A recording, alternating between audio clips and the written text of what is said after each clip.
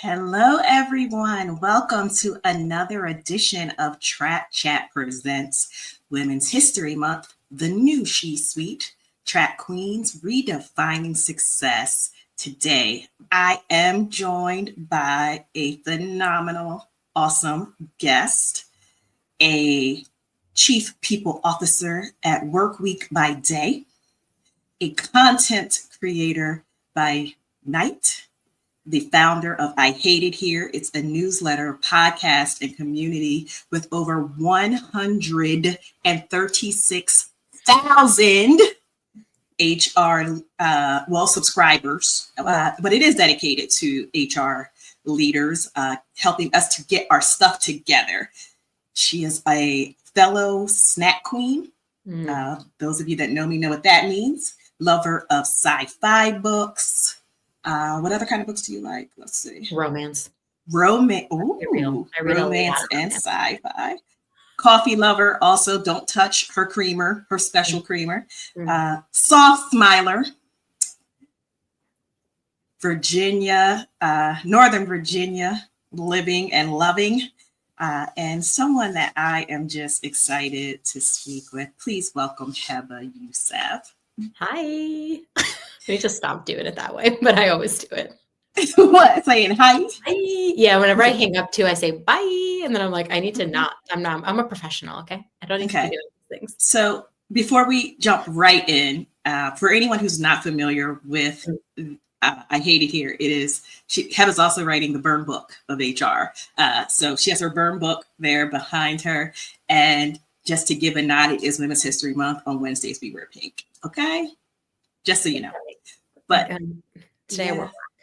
Yes, you did. Because let's just move on. Yeah. Let's just move on. No, it's not your soul. Okay. So I've been asking every guest this question. Success is often defined in traditional linear terms, like what's your job title, how much money do you make, et cetera, et cetera. How do you define and measure success, and how has your definition changed or evolved throughout your career journey?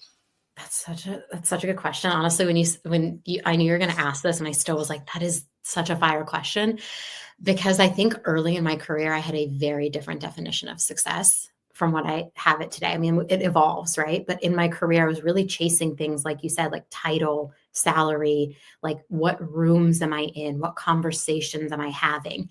And I think the further I've gotten along in my career, the more rooms I've been in, which is great. Like the title, got it, salary, it's there. But to me, I really measure success as like my impact. Can I actually make a real change at this organization? And I think early in my career, I so desperately wanted to do things differently, to change the way HR was done, but I didn't have that like influence yet. And when I've got later in my career, like success to me now is looking at, I get to decide the experience our people are having outside of like their managers and their leaders. I get to decide, are we doing performance reviews? What are our salary bands? Like those decisions have such an impact on the organization and the employees themselves. And that's what I really think is success. And like one tiny little thing, when I see a leader do something that I taught them, it's like my heart feels so full that it's going to like burst. Because I'm like, they did it. They did this thing that I wanted them to do because they respect me and they like appreciate me and trust me. So they went and did the thing that I told them to do. And that to me, at the end of the day, like all the shit happens in HR, but that moment happens. And I'm like, I can actually forget all the crappy things that happened today and just be happy that they did the thing I told them to do. So I'm glad that you mentioned that about building culture teams and people teams. And I started with culture teams because it is a culture. You have built the people up, several people ops teams from the ground up, scaling companies in a variety of industries. What role does trust play in your approach to leadership, especially when building a company culture from scratch? God, trust is everything. It's like the foundation of any good relationship. Minda Harts actually has a book coming out in July. I think she just posted about this on LinkedIn about organizational trust. And I remember talking to her a year and a half prior when she had just started writing the book. And we talked deeply about what does trust actually mean. And I think for an organization, it really is everything. And when you think about HR, I feel like with a lot of employees, we start in the negative. Everybody has that thought of like, HR is not your friend. HR is just there to protect the business. HR screwed me over this one time. And so when new people come to my organization, I operate from the mindset of they might not trust me right away. And so what I have to do is I have to show them. When I say something, I have to do it. If I can't do something, I have to tell them why. If they don't understand something, I need to explain it to them. And so because I think that trust is everything, and employees are trusting us with their careers, we should also show them that we take that very seriously. I love that. And that's a great segue to my next question. What prompted you to create the I Hate It Here podcast and newsletter? And how has building relationships with, again, over 136,000 professionals shaped your own leadership philosophy? Oh man, the origin story of I Hate It Here is so interesting. I had met the co-founders of Workweek, which is a creator-led media company. It's who I developed my brand with. And they were like, hey, you're so interesting and like funny. Have you ever thought about creating content? And I said to them on a call, I did not know it was an interview. I was like, who the F cares what I think? And they were like, a lot of people could care what you think. Like, there aren't many HR people like you. And I'm like, there's so many HR people like me. Like, all of us, a lot of us are funny. Like, a lot of us have like a dark sense of humor, maybe. Yeah. Just the ones I've met. Some of us. Some of us. But at that time I had a lot of like imposter syndrome. I'm like, who cares what I think? And then I like really sat and thought about that. And I was like, I care what I think. So like maybe others do too. And so when we started talking about me joining Workweek, they're like, hey, we really want you to be our chief people officer, but we also think like you should start a brand with us. And I was like, oh, okay. Like I thought they were kidding at the time. And then I started and we started building the brand, and we went back and forth on the name. I Hate It Here. My CEO hated it. He tells the story very openly. Okay. He was like, absolutely not. No big brand has hate in the title. And I said, truly, I love my job. I love the stuff we do, but there's not a day goes by that I don't think to myself, I hate it here sometimes. Oh. Because, and it's like, it's not a negative thing. That's the other thing I tell people. It's never meant to be negative. I feel like I'm a very optimistic person. It comes from a place of like disliking something so much that you want so badly to change it. Like that's what's driving you. And I think of like Kendrick Lamar, who took his hate from a diss track to the Super Bowl stage. He was like, I'm going to make it clear how much I dislike you, Drake. But also I'm going to do commentary on everything else that's wrong with the world and what you're doing. Like, sorry, I'm a big Kendrick fan here. But I wanted to name it I Hate It Here because I was like, it's a real feeling HR people have. But so often we're the public face of everything that we don't get that opportunity to be ourselves. We don't get the opportunity to say, I don't really like that. Because a lot of times we're being the people who have to go implement the thing. We're the public of it so often. And so I kept coming back to it, and I told my CEO, please trust me. I think a lot of HR people, this will resonate with them. Absolutely. Like it was like peak pandemic, the talent wars, quiet layoffs, all the things we have to deal with. We are disease experts. Somehow we all pay laws. Like we understand all of, like our field is so interdisciplinary that I think the average HR person might love their job, but might think sometimes I hate it here. It's okay to not like, I really wanted to love my job sometimes. I was going to say, I might love what I do, but I don't always love the people. But I was like, you know what? I think it's both. I think I love the people sometimes more than some of the things I have to do because that's disconnected. Yeah. And it's like, I'm a snarky, dark humor kind of person. So I hate it here really resonated with just like who I am. And in the beginning, a lot of people were like, this is negative. Like they would subscribe to the newsletter. I replied so kindly to those early subscribers. And I was like, hey, thank you so much for your feedback. Let me explain to you why I called it this. Because it's okay. People stigmatize hate so much as a negative feeling. I want to destigmatize it as I am motivated to change something because I dislike it so much. And so the newsletter is very much written from a place of like, here's the thing we do in HR. Here's what's really wrong about it and why we should do it differently. And here's how you can go do that in your organization. And my first 2 cents were written about, my first newsletter was about pay transparency. My second one was about performance management. And the performance management one had a headline of performance management doesn't actually measure your performance. No, it doesn't. And It's the truth. the outpouring of people being like, thank God someone's finally saying this. And I'm like, Yeah. yeah, why are we as HR not being vocal about the things that we are struggling with? We are, but a lot of time some people are silenced. Exactly. And I'm like, well, now I got Yeah. a newsletter. I'm not going to be silent no more. It's really I hard to heard that. I heard that. can't So be silent. yeah, you brought up some things like with nomenclature. Everyone knows I suck at nomenclature. So I did not name myself trap recruiter, but Mm, I did come up with what trap means. mm, And there were a lot of people, mm. especially early on, who were like, that's not professional. What Oh, is trap? Why are you doing this? And I had to come to a place very quickly where I said, it's for the people that it's for, and the people that it's not for, I don't want to make them happy anyway. I'm not interested in what they think. It is what it is. So let's move on. that's so Okay. funny. I saw the name Trap Recruiter and I was like, that's so good. That was like my first thought. I was like, that's so good. And then when you told me what it stood for, I was like, that's even better. Damn it. Yeah, like you can do both. You can do both. And we're going to talk a little bit more about content creation Yeah. in a bit. But I want to get to a topic that you and I have discussed offline. Okay. But I want to bring it online. You've been very candid about the damage done to women by other women in the workplace. Mm. As someone with experience across various workplace cultures, how do you hold yourself accountable as a leader while also fostering a culture where team members hold themselves and others accountable without creating unhealthy competition? And notice the word unhealthy, because all competition is not unhealthy. No, competition's good. I mean, I grew up playing basketball, so and I'm Yes. the youngest of 4 children. So you better believe competition was like a very healthy thing in my family. We were like, Yeah. who's going to win game night? I brought that up with you when we were recording when you came on my podcast because Mm-hmm. I had stories. Every friend I know, every woman I know has a story of like another woman not treating her great in the workplace, and I think that's like so sad. And I have so much empathy for those people, and I've been in that position.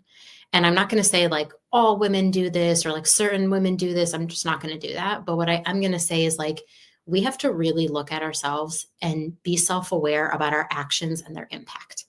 And I think like when it comes to accountability, if you don't want to do the work to potentially unlearn bad behaviors, things that you might not know are rooted in unconscious bias, then you might never be able to hold yourself accountable. You have to look at yourself first and try your hardest to understand why it is you had that thought, why it is you said that way, why it is you framed it that way. You have to do that work to really be, I think, a good leader. And that's what I think is missing from a lot of leaders. And it's tough. It's really hard to unlearn. Like when you've grown up, you've like had a perspective, you've had a lived experience, and we're not always shown the best things. Like especially if you look to pop culture, the representation of like black and brown people on TV. Like I could do a whole episode on how that's like shaped a lot of people's perspectives, and you have to unlearn that behavior actively every day to show Yeah. up and be a better leader. So I think with women, a lot of us might have a scarcity mindset. Like women entered the workplace in ways Absolutely. in the 90s, right? Like it was like women really started to enter the workplace then. And even then, we're still dealing with like pay issues and all of that. But I think when you are thinking about how do I unlock this for future generations? How do I make the workplace more welcoming for women? You can't have that scarcity mindset. You can't have that, well, I had to suffer, so now you have to suffer. That's Yeah. wild. I've had a female manager be like, well, I had it hard, so you're going to have it hard so you understand what it's like to get here. And I'm like, why do I got to be in pain? Like, what? And so I think that happens a lot. And also this issue of proximity to power. And I'm not going to go Yeah. deep on like capitalism and the patriarchy, but a lot of people think if they position themselves like to the proximity of power, which oftentimes is men at that level, and then behave like men, then Yes. they'll be unlocked and be able to get to that level. And I just want us all to think about that. And I have like a lot of unlearning to do too about what does it take to get to that level and who do I need to be? And I think I Yeah. want to be the type of leader that creates space for everybody, from everyone from different walks of life, from different lived experiences, from different perspectives. I also want to surround myself with people who want to challenge my thinking. And I think if you can do that, you can have people around you who you have trust with, then that accountability piece, it happens without you even actively having to do it because you've done the right things to surround yourself with people who will hold you accountable. I love that. Thank you for sharing. That was, sorry. That's something I'm going to have to listen back to and then probably take some notes and say, who do I have to, send a little note to say, did I do this to you? If so, here's how I would like to correct that. We're all human. We're all going to make mistakes. The only thing I tell people is like, if you make a mistake, accepting the fact that you made it, listening to somebody who challenges you to ask you to think differently, and then thinking to yourself, how can I do this differently in the future? I have been a good HR person. I have also been a bad HR person. The difference is I'm willing to talk about what I did when I was a bad HR person. And I think if all of us can learn to do that, potentially we can build a better future. I don't know if that's like too optimistic. Like someone's probably like, this woman's stupid, but I believe in it. You believe in it, and I believe that you will do everything that you can to do your part to make sure it happens. Lord knows I'm trying. You are. We're going to shift us a little bit because we got to get back to the burn book of HR. There she is. Just kidding. Oh my goodness. What proactive steps can companies take to prevent these toxic workplace cultures that we hear so much about? And how can HR leaders specifically push for positive change? If you have a toxic person in your environment, that is going to compound and bad behaviors will spread. And so this is the advice I give to everybody. And this can be very hard. And there are a lot of founders who are not willing to make this decision, because if you are really focused on things like profitability, you might not make a choice to part ways with somebody who might be really great at building the business, but a really shitty human internally. So I always tell organizations, if you're dealing with like a toxic person or a toxic team, you have to take steps to address it. And that might mean having really hard conversations on, should this person continue to work here? And I think a way to anchor yourself is to look at your values if you have them. So we have values at our workplace, like your own personal values, sorry, but like your company values too.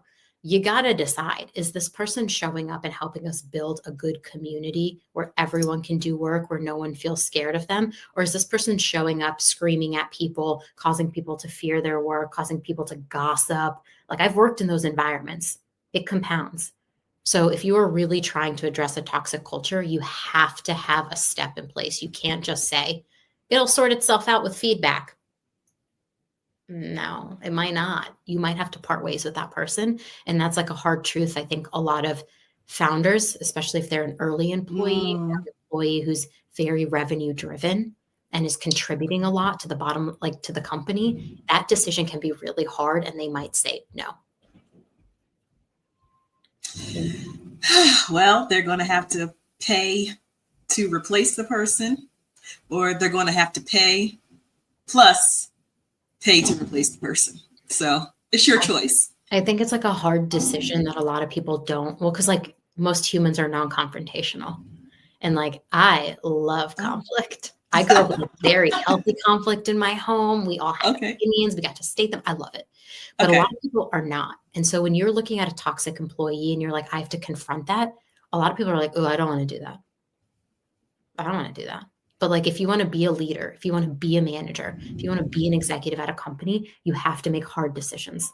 And hard decisions mean addressing the problems you are facing with actual solutions, not just thinking that they're going to resolve themselves. I mean, there's whole leadership training around that. We call it courageous conversations, and put on. It's like, hey, it's like, where are you going today? Oh, I have courageous conversations. Every day of my life is a courageous conversation, honestly. I love it. Okay. Getting back to our theme and something that I think you can add a lot of value and insight. You're the queen of memes. Yes, you are the queen of memes. Award-winning, I should say. Yes, someone told me one time. There you go. So it is. Get your crown. Exactly. All right. Thinking about our theme, the new She Suite. How do you believe content creation and a strong digital presence uniquely position women leaders to challenge traditional models, amplify their voices in spaces where they've been historically excluded, and create new pathways to success that weren't available to past generations? Yeah, I think we are just like in an age of content creation. Like everyone can create it. So if you think like I possess a special skill where only I can create content, wrong. Everyone can be a content creator. I just have a lot of thoughts and opinions that I want to say. And so as a kid who got told I talked too much growing up, like I really think I'm suited to be a good content creator because I want to talk about all the things, but anyone can do it. And it's a brand. Like the content you are creating contributes to your brand. So when people meet me, one of the fun questions I like to ask is, okay, this is the first time we've met in person. Am I like my online personality? And every single time, everyone has said yes. And so I tell that story because like what you put out there is a reflection of you and your brand. So I have like a no nonsense, no BS, straight shooting. I'm going to talk about the real problem. I'm going to expose myself, all of that type of content creation. And it's opened up a lot of interesting conversations with me where a lot of women reach out and they're like, it's so wonderful to see this. Like, I wish I could do this. And I'm always like, you can do this. All of us can do this. Like, it's just your thoughts out there. And if you are comfortable enough to do that, you should put your thoughts out there and see what happens. And like, Absolutely. that's just like content is so fun and it comes in so many different forms. And I don't know, I was a creative kid growing up. And so a lot of people who, I don't know, people always ask I'm a theater kid. So I feel like I gravitate towards like dramatic, fun content because that's my personality.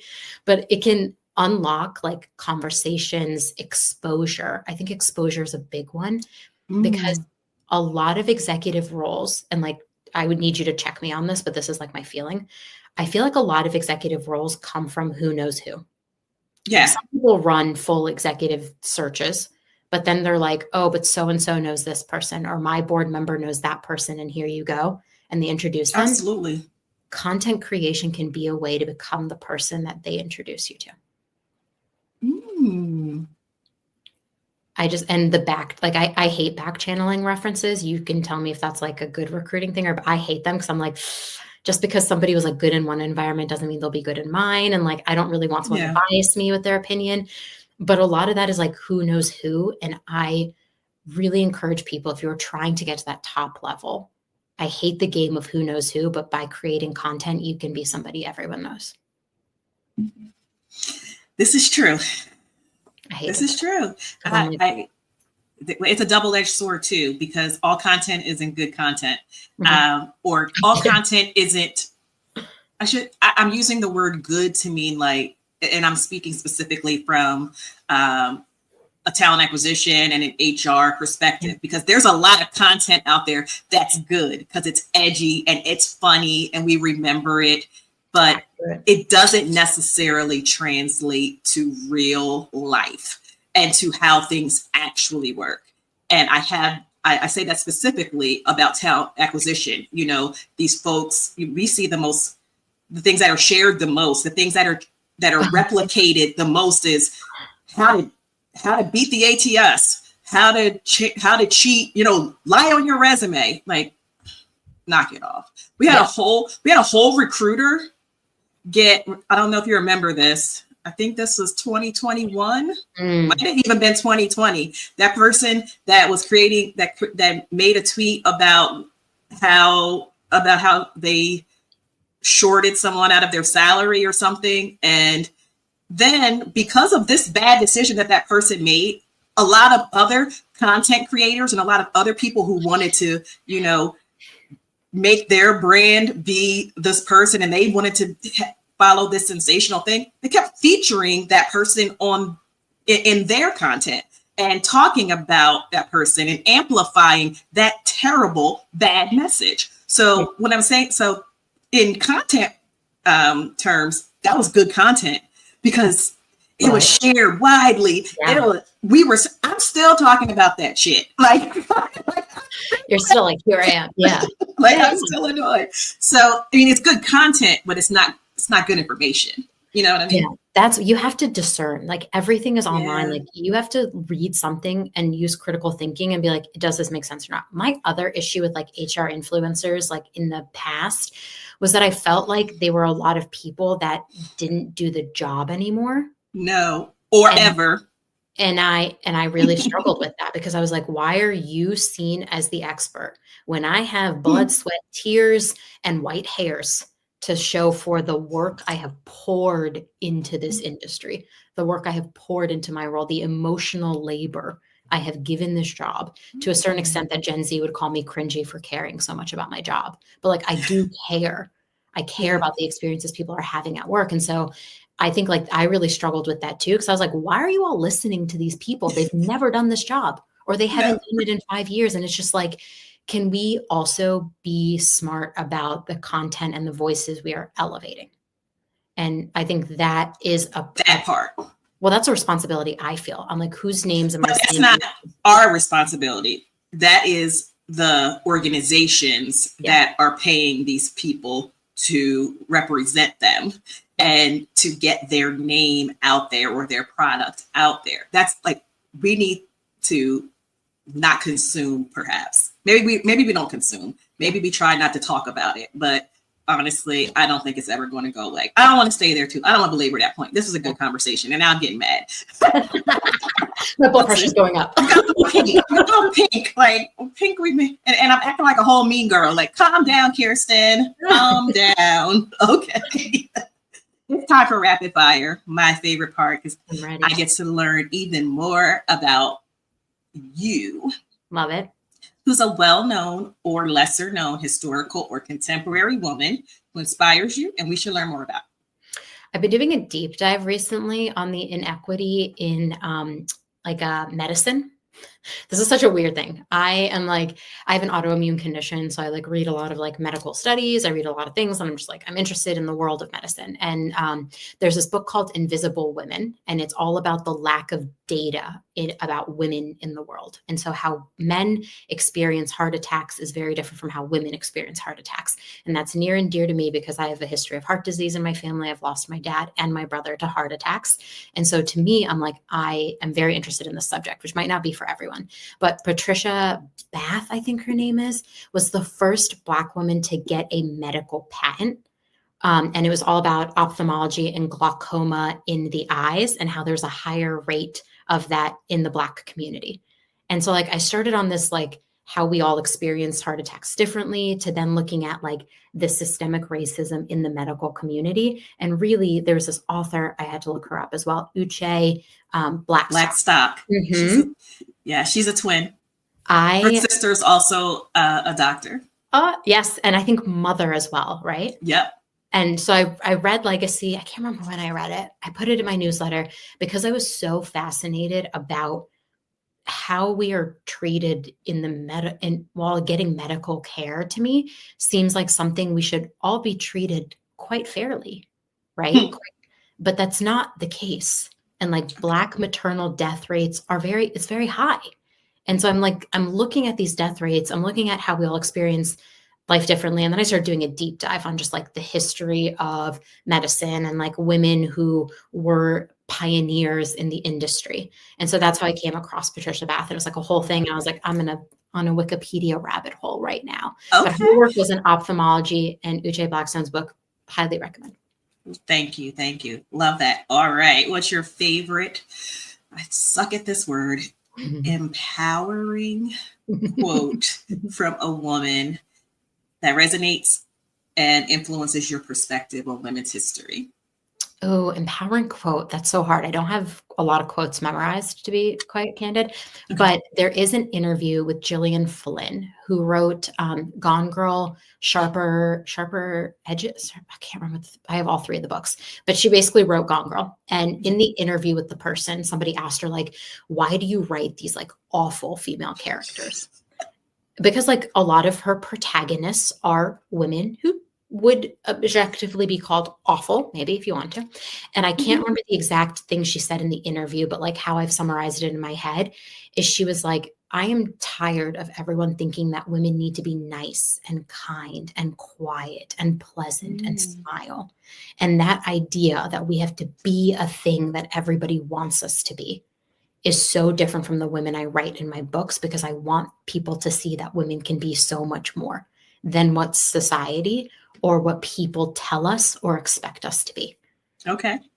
I love that. I can't remember the interview she did it in, but I read it like, honestly, it was like right when Gone Girl was getting all the hype. And I read all her books before they became movies and television shows. And that was like one of the things she said in the interview. And I really hope that was her, because I still think about it to this day. And it informs like a lot of my thoughts about how women show up in places. And why we always have to be perfect. Yeah. I mean, like, also, where we have to be like sweet and nurturing and caregivers. And I just want every woman to know you can be whatever you want to be. You do not have to be anything the world tells you, anything that I tell you, anything that your partner tells you. It's who you want to be. Yes. All right, next question. And it can't be her. Okay. If you could spend the day shadowing a woman who has a different profession, who would it be and what would you hope to learn from her? Okay. I hope I can say this one. Shonda Rhimes. I am a Grey's Anatomy, How to Get Away with Murder, Scandal, Bridgerton lover. And I don't know if this is like a silly answer, but like I'm a creative, but I'm a business creative. My dream is to write fiction books. Like someday in my life, I would like to write at least one fiction novel or a television show. And Shonda Rhimes has done all of that. She wrote these scripts. She contributes to these projects. For Bridgerton, they developed Queen Charlotte, which like Bridgerton is written by Julia Quinn, who's an author, but Queen Charlotte was original content that Shonda Rhimes developed with Julia Quinn. So I just look at her career. It's prolific. And she told stories. I don't know if this is like corny, but like she told stories and put Black women at the center of the stories in a way that nobody else was doing at the time. Like what she did with Scandal and Kerry Washington. And I think it was the first primetime show that was anchored by a Black woman. And I look at Shonda Rhimes and I'm like, all the television, right? I think that I see you like, I think that is. No, I'm thinking, because I'm like, I'm an old school TV person. And I'm like, the point was anchored by a Black woman. I mean, we had Girlfriends, we had Living Single. Yeah. I'm an Xer, so. No, I know Girlfriends and Living Single. I think I know Living Single. Yeah. I know, but I mean, like I was, a teenager / young adult. It was like peak that time where I don't feel like there were a lot of shows. Prime time. There were probably none. There were none. Yeah. Exactly. So like I have such a love for Shonda Rhimes. She wrote a book. I don't know. I just think if I met her, I would honestly probably cry and be like, can you talk to me about like how you think of character development? Like the character of Christina Yang in Grey's Anatomy is fascinating to me. She's edgy. She doesn't care. Like she wants to be this amazing, incredible surgeon, and no one can hold her back. And everyone in the show tries to get her to like be these other things, and she has no interest in it. And so even the character of Christina Yang, I'm like, I want to talk about her. Like, what was her life like? Okay. Well, maybe this is the answer to my next question. Okay. What is your favorite woman-led TV show or movie, and which character do you most identify with? Okay, so this is a weird one though. Like I do also love Christina Yang in Grey's Anatomy, and Kerry Washington's character in Scandal. She's just like such a badass, and also it's also set in Washington D.C. So I'm like, yes. Yeah. But a very random one is Jo March from Little Women. And so really, because she's a writer, and if you've seen the original version of Little Women, I loved that movie with Christian Bale and Winona Ryder. And I used to like sob hysterically every time Jo turns down Laurie in the first movie. And as an adult, when I got more mature and older, I was like, Laurie was never right for her. He was never going to like unlock her life in a way that anybody else could. Then they did the remake with Greta Gerwig, which I love anything Greta does, but they did the remake. And I really was like, I see myself so deeply in this character of like, passionately loving something so much that it makes you want to burn down the world to make it happen. That is how I feel about like art, creativity, like Oh, wow. culture, writing, novels. Like that's how I feel about them in my heart. There's so much I could say about it, but just watching her character development, Jo is one of 4 daughters, and her place in the world at a time where like women's stories weren't being celebrated. Like she was so far ahead of her time. So I love her. Okay. I love that answer. That's a new answer, Yeah, no one said by the Jo. way. I mean, she's not the most inspirational, but as a kid, I really loved her. No, it's a classic. Yeah. And we need to go back to classics sometimes. All right. What's a guilty pleasure when it comes to indulging in women-centered pop culture, whether it's a reality TV show, a book, binge-worthy series, movie, self-care, recreational activity, etc., etc. Women-centered, this is so interesting. I don't know if you'd count this. Romance novels. I Romance do. is the top selling genre. So when anytime any man is like, ew, why do you read romance novels? I'm like, are you kidding? It's the number 1 selling genre. It's like, clearly. Because we read fairy tales growing up. What do you think? Like, knock it off. Romance novels are fantasies. And so I love a good romance novel. I've read all of Emily Henry's works. I've read, oh my God, who else? I'm like looking at 6 romance novels right now. Ali Hazelwood, who writes characters that are like work in STEM. And then it's romance, and it's a bit of a few chili peppers. It's just so anyone who goes and looks up these authors are like, oh, it's a little spicy. I'm like, yeah, it's a few chili. But I love a good romance novel, especially because romance novels are centered on like the female and the female desires. And so they, to me, feel like a celebration of what we want that maybe we haven't yet figured out how to ask for. Ooh. When it comes to romance and more from your partner or what you like. I think there's like a lot to say about how women show up in romance novels. Yes. Okay. I like that. I like that answer. Oh, what's the best piece of career advice you received from a woman? Oh, this is so good. I used to have a male manager, and he was a mentor, and he was the manager, and then he was a mentor, then he was a mentor. Okay. But he, at one point was managing me directly and was like, you are starting to show up in meetings like just like me. And I don't think that that's going to help your career to show up like me. And I was like, what do you mean? And he's like, well, I'm a man and I'm perceived differently in rooms than you are. And he's like, I want to be able to give you career advice, but I don't think I can. So what I'm going to do instead is I'm going to find you a female mentor. And he was like, I just want you to like go talk to somebody who's not me and learn from them. And so I had a female mentor for 3 years. She was amazing.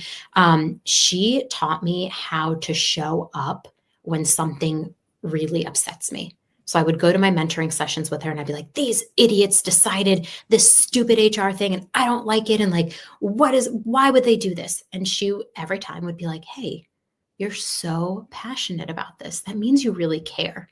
Now let's talk about how you can take that passion and that anger and actually translate it to a strategic conversation to change the thing that you want to change. So she really helped me realize that like when I get mad about something, and I don't get mad about like a lot of things, honestly, not anymore.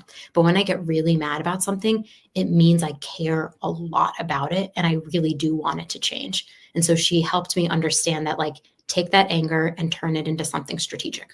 I like that. Take that anger and turn it into something strategic. Love her. Okay. How should individuals and communities actively participate in amplifying the voices and visibility of women beyond the month of March? Oh my God, every day is Women's History Month, just like every day is Black History Month. Every day is every day. And April is Arab Appreciation Month, but I am Arab every day of the year. So you told me something I didn't know. I love that. Yeah. You can appreciate me 365, not just in the month of April. I absolutely appreciate you 365. 366 on a leap year. Okay. I'm kidding. But I mean, like, I think about it that way. I'm like, like we should be amplifying everyone's voices every day. If you are looking at a conversation that is happening and every single person from the outside looks like they belong to the same group, there is an opportunity there. every TA conference, every HR conference. There's an opportunity, and like true, we don't know, like from looking at somebody, we don't know their sexual orientation, their neurodiversity, they No. could have an invisible disease and a disability. Like we don't know all of that. But if you're Correct. just looking at something and everyone from the outside looks the same, I just ask you to think that's an opportunity to elevate a voice. I also think we went through this phase, like maybe in the early 2000s, 2010s, where everyone was like obsessed with where everybody else worked, like ex Google, ex Meta, ex Amazon. I just want Yes. And to. yeah. No, yes. What were you going to say? What were you going to say? Well, I'm going to tell you that it's not their fault. It's something that we recruiters and hiring teams and other companies created. And I say this because it became important for us to pull the experience from these companies that we aspired to be, to replicate their success, all of those things. And I'm going to tell you this is a fundamental recruiting 101. Like you always, like, especially if you started out in third party or agency recruiting, you're always going to the competitor company first, to say, oh, I want to pull this person, like that's the thing. So we created that idea that, again, is how we started the conversation. That you're automatically successful because you have this company behind your name. And it became people's identity because work became people's identity. What they did became people's identities. Their pursuit for success became their identity. And that's why I'm here like, no, we got to redefine that. We got to reimagine that. Like, that's not who you are. And then we went through that phase of when you leave I think we're still doing this. When you leave the company, they're going to post your job right away. If you pass away today, they're going to post your job tomorrow. Like that do me. I know, but what I'm saying is that like there's all of this like don't do this, but we told you to. Like we told you this was important. We created this. We told you this was a differentiator, and now we're mad because you're using it. Like, stop. Well, that's a good point. I actually I didn't think about it that way. That like we self-created this issue. I've just never cared about it because I'm like, I could give less shits about where you worked or where you went to college. I care about your skills and what you bring to the table. And I think when you're looking at how do you amplify the voices of others, it's like if everybody has the same experience or they've only all worked in tech or they've only all worked in this certain thing, that is an opportunity to bring somebody in and amplify somebody else's voice. Good luck with that. I mean, that's what I do on my podcast. I also think like people are like, well, I only want to talk to people who have X amount of followers. And I'm like, I also could care less about your follower count. Yeah. If you have a unique perspective and a take on something, I want to get to know you. There are some podcasters that are like, I only go on podcasts that have X amount. And I'm like, I could care less. I want to have cool conversations. Pain point, trigger. Sorry. I mean, I also get it where people are like, trigger. No, where people are like, can I come on your podcast? I'm like, anyone's welcome. If you have a perspective, like, and you want to talk, anyone's welcome. Yes, absolutely. I'm never going to create more barriers for people to enter. I think the more we can remove barriers, the more opportunities we have to amplify other voices. Yes, thank you for that. And thank you for graciously accepting my invitation. Oh my God, anytime. I'm honored. I'm honored I got asked to be on this. I watched so many of these. I was like, oh my God. Listen, the first time I met you, I was like, new friend. I was like, we live close to each other. We better hang out. And we still haven't hung out. Yeah, but listen, we have blown that mission every single time. Okay. We're going to get to it, I promise. We're one day. Not today. It's raining so hard. That's why I keep like. Yeah, I can hear it. Yeah. So I was like, why is it getting dark in here? And I'm like, oh, it's a downpour. But anywho, I want to know this. What's your go-to songs, or music genre when you want to hype yourself up to conquer the day? Okay, I'm gonna expose myself right now. Growing up, my brothers were 10 and 11 years older than me. They still are. I don't know Oh, why I said wow. growing up. They're still 10, 11. But that means like in the early 90s, I was listening to like good music, even though I was like quite young. I'm not gonna expose my age. But I grew up with a healthy diet of like rap and hip hop and 90s Yes. R&B, which is my sweet spot. But I listened to Mariah Carey. And Mariah Carey was the first woman I saw that kind of looked like me. I was going to say, you could be Mariah Carey. Oh my God. Listen, if I met my sister sent me the funniest tweet when Mariah Carey was in DC. She like went to the Library of Congress just randomly and like people got to see her. And my sister was like, what would you do if that was you? And I was like, burst into tears. I Yes. loved Mariah. I wanted to be Mariah Carey. I In the love Dream Mariah. Lover video, when she has her curls on Mhm. display and her cutoff jean shorts and her little flannel, like and in the fantasy video, like I love her so much. So when I'm in a mood and I really need hype, I think of the greats, like people who I saw myself in. And it's kind of crazy to say I saw myself in Mariah Carey, but like No, it's not. she's a great to me. Like I think she's Yes. one of the best singers of all time. I pair that with Whitney Houston. So I love Oh, Whitney. Honestly, every time I think about we lost her way too early in this world and we should have just done way more for that woman. Another one of the greats. When I'm like, I want to be so inspired, I want to listen to people who I think achieved a level of excellence that I could only dream to achieve. And to me, that's Mariah Carey and Whitney Houston.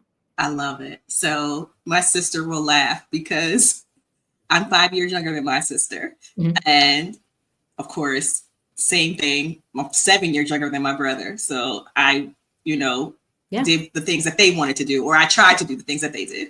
And when I tell you the first time she brought home Vision of Love, and you could not tell me I was not Mariah. Same. Like to this day. I told my mom I wanted to be a Mariah singer Carey. like Mariah Carey, and my brother was like, "Mom." My mom was like, "I don't think so," and my brother was like, "Mom, just like let her live." But I still have my Mariah Carey live MTV tape. It is still in my childhood home. It's like when she did the live performance at MTV, and I'm like, this was She's my the queen. queen of ad libs. She could sing What? a whole song in just her ad libs. Like, come on. When there was all that hate happening against her, I was like, you could never make me hate Mariah Carey. Never.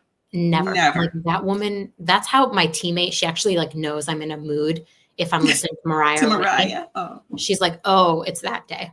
Like she'll be like, I'm gonna leave you alone for a few hours. Like get in your field, get in your zone. I'll come back to you.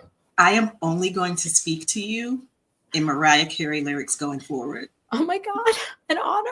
I love her so I'm much. so Like excited. I like cried to Mariah Carey songs. Like that is how intense this woman makes me feel. Like I love Oh my her. gosh. I love her. Mariah, please watch this and Mariah, holler please. at your girls. If I were ever Okay. to meet her, listen, we're Yes. meeting Mariah. I'm manifesting it. Mariah, Meeting Mariah. can your people give We our go people back like babies with pacifiers. What are you doing? What? All right. Sorry. And you can't use I hate it here. I need something new. If you Okay. wrote a book describing your career so far, what would the title be? What the fuck am I doing here? WTF am I doing here? Sorry, am I allowed to say the F word on this podcast? I should have asked you. I say a lot of bad words. Yeah. Like what I think it would be, what the WTF am I even doing? Question. because I say this, but like there are some days in HR where I'm like, what is even happening here? I always Every joke, day. nothing ceases to surprise me anymore. But some days I'm just like, what the F am I doing when I've like given all of my hopes and dreams and fears to this industry to build this beautiful employee experience, and then a manager ruins it all in one bad combo? Oh. It's like what the F am I even doing? So like there are days where I'm like, am I even good at this job? Right? You know what? That's volume 2 of I hate it here. What the F am I even doing here? Or the last one is, yeah, I quit. I want to write a book about why people quit jobs. Interesting. Because I mean, I think it's such a powerful thing that people, I know we're in a weird market right now and people are like, I can't afford to quit jobs. Write it down. The market always changes. And I think life is so short. Like if I've learned nothing from losing my brother at 42, he was 42 and he passed away, and my dad in his 60s, life is way too short to work at a job that sucks your soul away. Whew.